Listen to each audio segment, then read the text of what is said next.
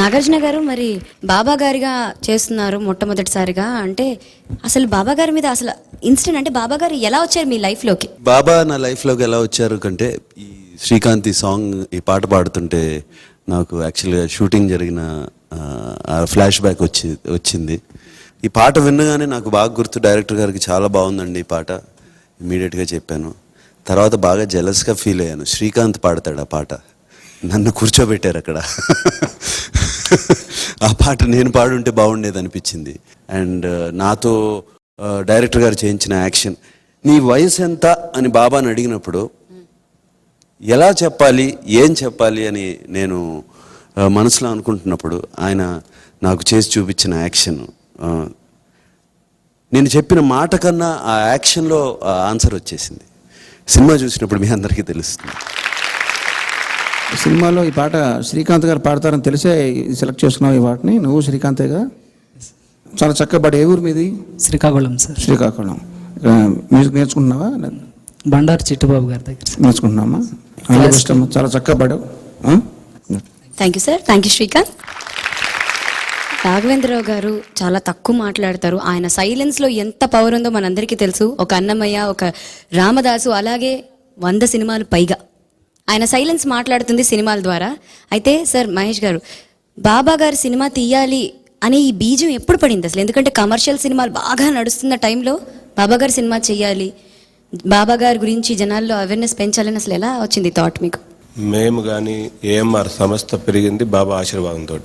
So ఏం చేయాలి బాబాకి? బాబా తత్వాన్ని ప్రజలకు తెలపాలంటే ఈ రోజుల్లో రాఘవేంద్రరావు గారు లాంటి వాళ్ళు, నాగార్జున బాబా అంటారు ఇప్పుడు అందరూ. నిజంగా నాకు అదృష్టం బాబా వీళ్ళ కల్పించారు. మెయిన్ పర్పస్ ఈస్ బాబా తత్వాన్ని ప్రజలకు తెలపాలి. ఇది ఈ ఓవరాల్గా అందరూ అనుకున్నది, అది జరుగుతూ ఉంది. థ్యాంక్స్. మరి నెక్స్ట్ ఈ సినిమా నుంచి అద్భుతమైన పాట పాడడానికి మన ముందుకు వస్తుంది దామిని. గట్టిగా చెప్పడంతో స్వాగతిద్దాం.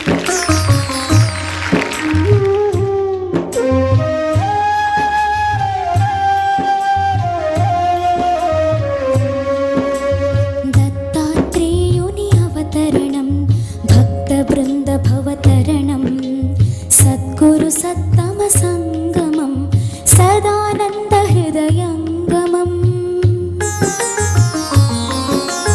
దత్తాత్రేయుని అవతరణం భక్త బృంద భవతరణం సద్గురు సత్తమ సంగమం సదానంద హృదయంగమం. అలవొకనాడు అనంత విశ్వమున అద్భుతమే జరిగింది. పరమ పతివ్రత ఎవరని పార్వతి పరమేశుని అడిగింది. బ్రహ్మమానస పుత్రుడైన అత్రి మహాముని పత్ని అనసూయ పరమ సాధ్వి అని పలికెను మా పతి. అది విని రగిలిన మొగురమ్మలు అసూయా జలధిలో మునిగి అనసూయనే పరీక్షింపగా తమ తమ పతులను పంపిరి. దత్తాత్రేయుని అవతరణం భక్త బృంద భవతరణం సద్గురు సత్తమ సంగమం సదానంద హృదయంగమం.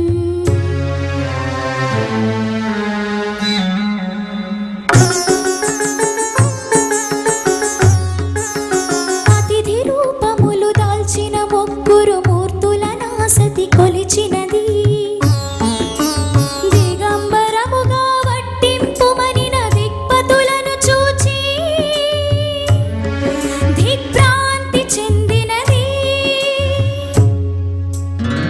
ఆ ఆ ఆ కాలమూర్తులను చంటి పాపలుగా మార్చి వివస్త్రగా వెలిగినది. పరమ సాధ్వి పరమాత్మలకే పాలు ఇచ్చి పాలించినది. పతులు పసిపాపలైరని తెలిసి లక్ష్మీ సరస్వతి పార్వతులు పరితపించిరి. గొల్లమనుచు పతి భిక్ష పెట్ట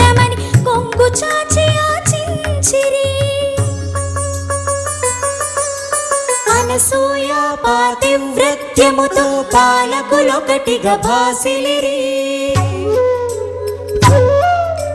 తమ తమ పతులెవరో తెలియక ముగ్గురమ్మలే మురళిడిరి.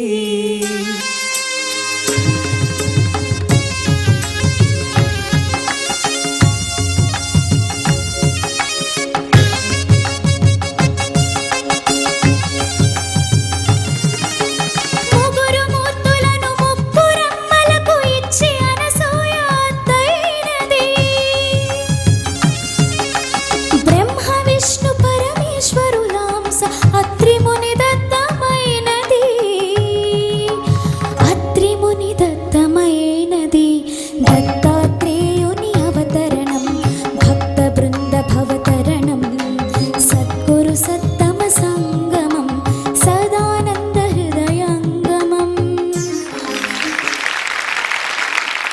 దాన్ని చాలా చాలా బాగా పాడావు. థ్యాంక్ యూ సార్ మీరు చెప్పాలి ఎలా పాడింది. చాలా బాగా పాడమ్మా. Thank you sir. ముగ్గురు పాడారుగా ఈ పాట. సో ముగ్గురు పాడింది నువ్వు ఒక్కదాని పాడమంటే చాలా కష్టమైన పనేగా మరి.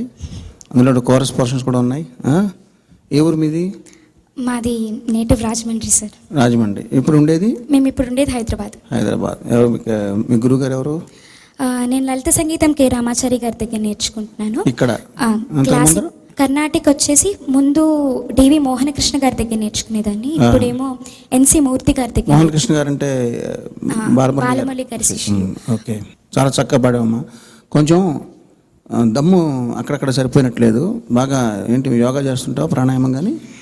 ప్రాణాయామం చేస్తూ ఉంటాను సార్. కొంచెం దమ్ము ఇంప్రూవ్ చేసుకోవడానికి ట్రై చేయి.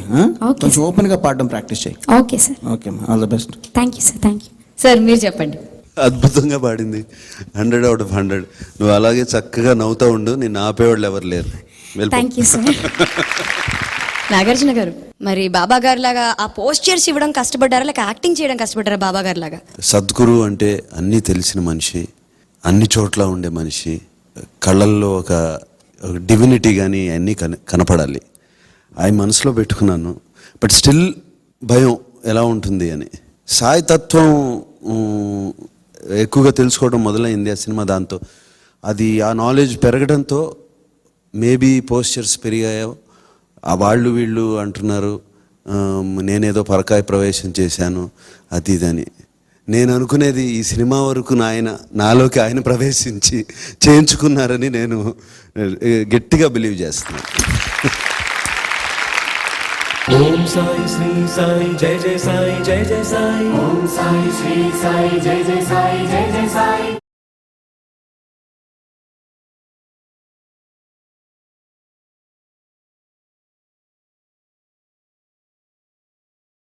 ఓం సాయి శ్రీ సాయి జయ జయ సాయి జయ జయ సాయి. ఓం సాయి శ్రీ సాయి జయ జయ సాయి జయ జయ సాయి. ఓకే, మరి నెక్స్ట్ మన ముందుకు పాడడానికి వస్తున్నాడు గణేష్. గట్టిగా చెప్పడంతో స్వాగతం.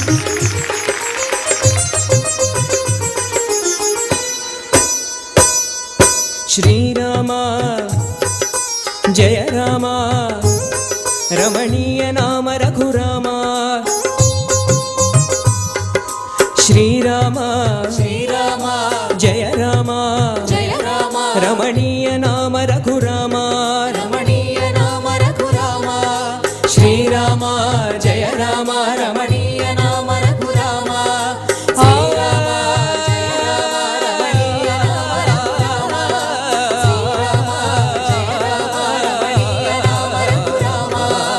రామనవమి చెప్పింది రామ కథాసారం. రామనవమి చెప్పింది రామ కథాసారం. శ్రీరామనవమి చెప్పింది రామ కథాసారం. శ్రీరామనవమి చెప్పింది రామ కథాసారం. ఊరువాడ సంబరం. ఊరువాడ సంబరం. ఊరువాడ సంబరం. ఊరువాడ సంబరం. చిందేసింది అంబరం. రామనవమి జయ రామనవమి శ్రీరామనవమి చెప్పింది రామ కథాసారం.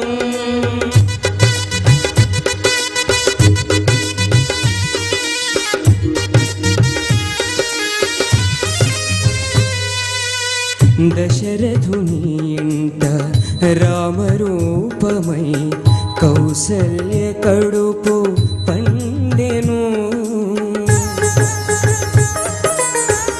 విశ్వామిత్రుని వెంట దాశరథి విశ్వశాంతి విలసిల్లెను. పాదధూళితో రాయిని రమణిగా మార్చెను మంగళధాముడు. పాదధూళితో రాయిని రమణిగా మార్చెను మంగళధాముడు. శివధనువు విరిచిన వధువును సీతను చేరెను రాముడు. సాయి